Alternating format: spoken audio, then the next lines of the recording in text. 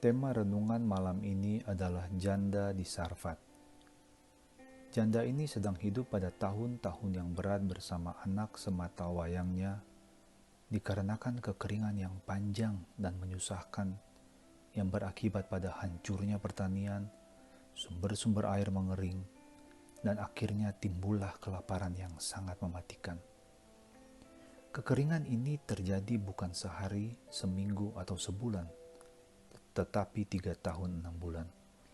Dan saking beratnya kekeringan tersebut, maka sekarang giliran ibu janda bersama anaknya sedang mempersiapkan hidangan sepotong roti kecil dan sedikit air, kemudian menikmati roti kecil terakhir karyanya, lalu mereka berdua akan mulai masuk ke dalam keadaan lapar, lemas, dan akhirnya meninggal perlahan-lahan penuh penderitaan. Namun ada pertanyaan yang menggelitik hati ini, yakni tentang iman ibu janda ini. Berapa kalikah di dalam kehidupannya, ibu ini mendengar, belajar, dan menyadari bahwa Allah Israel adalah Allah yang maha kuasa dan Allah yang pasti memenuhi janjinya? Ingat, dia bukan bangsa Israel yang sering mendengar, belajar, dan menyaksikan kuasa Allah yang seperti demikian. Karena dia seorang yang hidup di tengah-tengah bangsa kafir yang menyembah berhala. Juga bukan seperti kita yang sudah memiliki firman Tuhan yang menceritakan dengan lengkap akan karya kasih dan kuasa Allah di dalam sejarah manusia. Namun ketika Elia memintanya untuk memberikan air dan membuat roti kepada Elia terlebih dahulu dengan sedikit tepung miliknya, karena Allah berjanji bahwa Allah akan memeliharanya, disinilah tantangan terhadap imannya. Kalau saya di dalam posisinya, saya akan bertanya-tanya, apakah benar bahwa Allah Israel akan memelihara saya dan anak saya kalau saya mendahulukan Elia? Sebab saya belum melihat kuasa Allah. Kalaupun mendengar tentang Allah Israel, tidak sering. Namun di 1 Raja-Raja 17 ayat 15 mencatat iman ibu janda ini. Firman Tuhan berbunyi, lalu pergilah perempuan itu dan membuat seperti yang dikatakan Elia. Luar biasa. Tanpa ragu ibu ini bertindak sesuai perintah firman Allah karena dia percaya Allah Israel pasti memenuhi janjinya.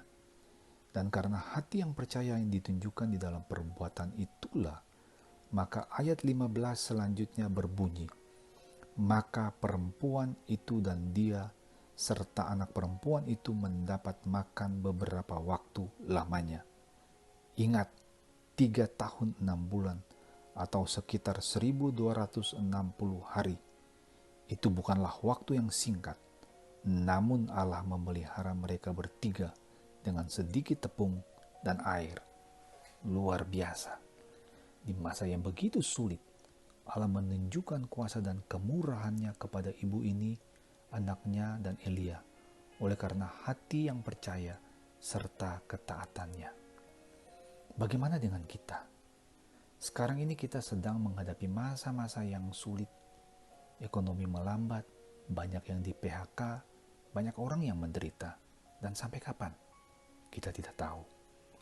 Namun yang kita tahu dan percayai adalah bahwa kita adalah umat kesayangan Bapa Surgawi, dan Bapa Surgawi tidak akan membiarkan kita sendirian di masa-masa yang sulit ini. Dia akan terus menyertai, menopang, dan menolong kita. Itu janjinya. Dan bukankah janji-janjinya sudah terbukti dan terus akan terbukti? Jadi, percaya dan berpeganglah kepada janji-janji Allah. Mintalah pimpinan Allah. Apa yang Allah mau untuk dilakukan pada saat-saat seperti ini. Dan taatlah kepada pimpinan Allah. Sekalipun keadaan tidak mudah. Jangan diam, tetapi lakukan sesuatu untuk kemuliaan Tuhan melalui hidup kita. Maka Dia akan memberkati perbuatan kita dan memelihara kita. Itu janjinya. Ingat, Allah kita adalah Allah yang kudus, maka Dia pasti akan menggenapi janjinya untuk memberkati dan menopang kita. Dan Allah kita adalah Allah yang maha kuasa, yang pasti akan membuat janjinya tergenapi di dalam kehidupan kita. Haleluya, puji syukur untuk Bapa yang seperti demikian. Jadi percayalah, akhirnya kiranya Bapa Surgawi menjaga, menopang, dan menyertai kita di masa-masa yang sulit ini. Akhirnya, salam kemenangan dari Billy Liline, Immanuel.